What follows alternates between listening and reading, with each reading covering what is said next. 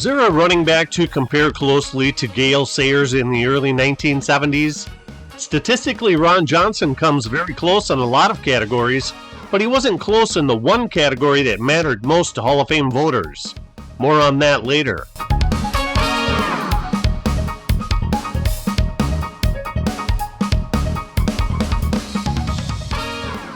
Sayers averaged an amazing 5.0 yards per carry for his career and 5.7 yards per touch, while Johnson averaged 3.6 and 4.4 yards respectively. That's the big difference.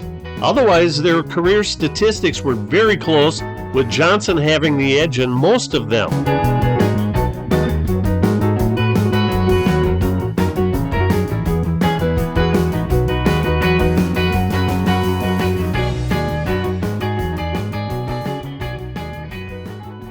Athletic excellence was in Ron Johnson's family genes. Brother Alex played in 13 big league seasons and led the American League with a .329 batting average in 1970, narrowly edging Boston's Carl Yastrzemski by .0004 points. Heading into the final game of the season, Johnson was behind by .002 points, but had 2 hits and 3 at-bats, then set out for the remainder of the game to take the batting crown. Ron set a University of Michigan single-season rushing yardage record in 1967 with 1,005 yards, which was held by Tom Harmon, who was a 2-time All-American quarterback, finished second in the Heisman Trophy voting in 1939, and won it in 1940. He was the first overall draft pick in 1941 by the Bears, but he never played for them. Instead, he signed a contract with Columbia Pictures to star in a motion picture. Ron Johnson set a Big Ten record with 42 carries against Northwestern and set a Michigan single-game record of 270 rushing yards versus Navy that included runs of 72, 62, and 51 yards. In the next-to-last game of his senior season, he set an NCAA record 347 rushing yards against Wisconsin. He also scored 5 touchdowns in that game. On the basis of 1,391 rushing yards, 19 rushing touchdowns, and a 5.5 yards per carry, he finished 6th in the Heisman Trophy voting and was drafted 20th overall by the Browns in the 1969 draft. Despite a lengthy holdout, he rushed for 118 yards and 2 touchdowns against the Eagles in Week 1. On January 26, 1970, the Browns traded star wide receiver Paul Warfield to the Dolphins for their 3rd overall draft pick in 1970. In need of a star replacement wide receiver, the Browns traded Ron Johnson, defensive tackle Jim Kinnicky, and linebacker Wayne Malin for Homer Jones the very next day.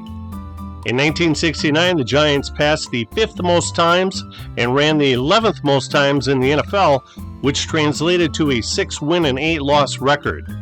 The addition of Ron Johnson made the Giants more balanced on offense because in 1970 they passed the 8th most times and rushed the 7th most times. This aided in the Giants' 9-win and 5-loss season.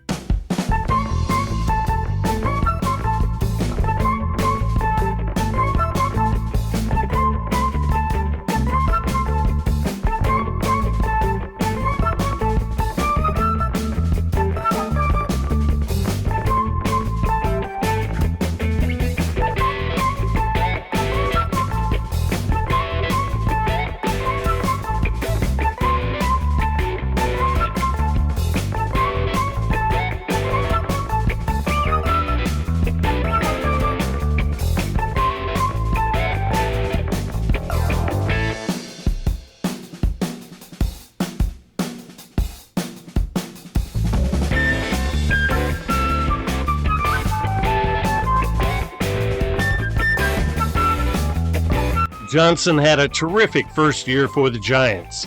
His 1,027 rushing yards made him the first Giant to rush for 1,000 yards, and it was the second most in the NFL. He led the NFL in rushing attempts, touches, and yards from scrimmage. He made first-team All-Pro in the Pro Bowl squad for his efforts. His 1971 season was cut short after injuring a thigh during a summer basketball game that required surgery and caused him to miss the first 6 games of the season. After he played 2 games, he sustained a ligament injury and missed the rest of the season. The 1971 Giants led the NFL in passing attempts and were 22nd in the most rushing attempts. Result? 4 wins and 10 losses. In 1972, with Johnson at full health, the Giants ran the ball the 4th most times in the league. He ran for a career-high 1,182 yards, which was the 3rd most in the NFL, and he again led the league in touches. His 1,633 yards from scrimmage was 2nd best in the NFL, and he again made the NFC's Pro Bowl team. The Giants won 8 games and lost 6.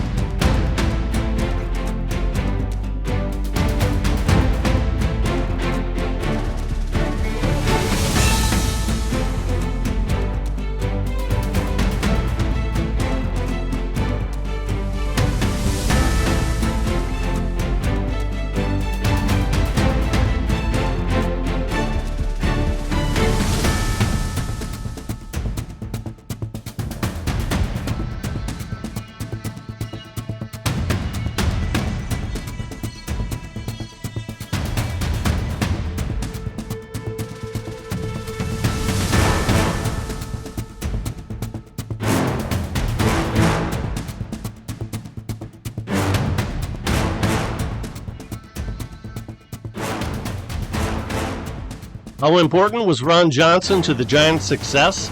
His 2 1,000-yard rushing seasons were the only 2 winning seasons they had from 1964 through 1980. So how special was it to have 2 1,000 rushing yard seasons back then? Very. Only 10 players had 2 or more.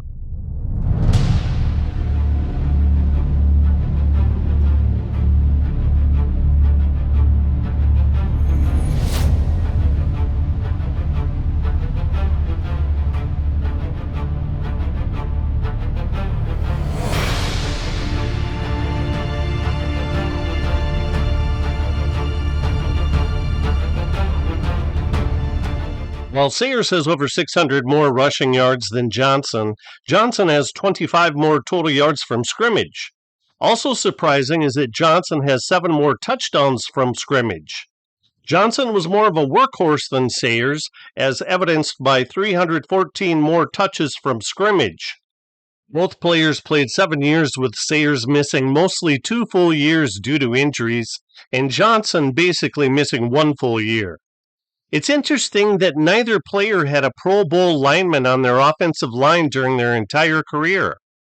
Mike Ditka made the Pro Bowl, but he was a tight end.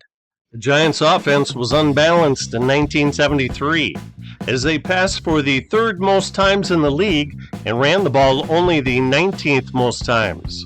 This despite having Ron Johnson play 12 games and rush for 902 yards. They finished with 2 wins, 11 losses, and 1 tie.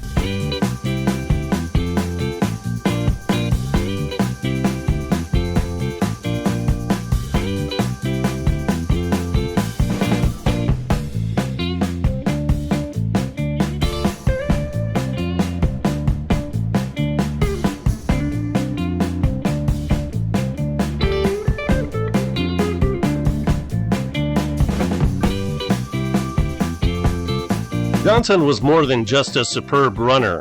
He was an adept pass receiver, as he had 1,977 receiving yards, 15 touchdowns, and sported a fine 9.3 yards per catch.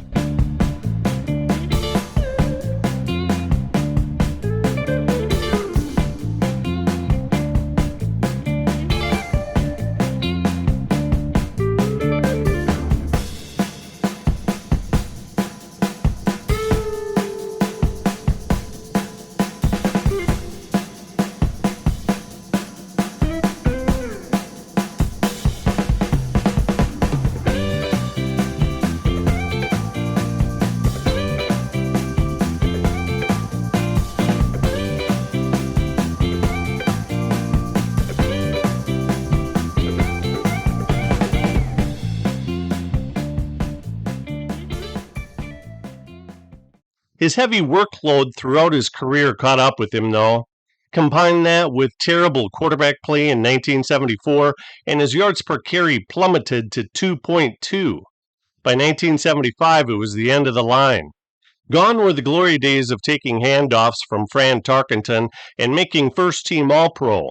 He played out his option after the 1975 season and signed a free agent contract with the Cowboys on June 23, 1976, but was cut before the start of the regular season. For a short window of time, Johnson was as productive as any running back not named O.J. Simpson, and he accomplished what only a select number of running backs had done: twice rushed for 1,000 yards. Here's a good bar bet. Who has more 900-yard rushing seasons, Sayers or Johnson? Take Johnson. While heavily underrated, Johnson was still no Gale Sayers because Sayers was an explosive playmaker.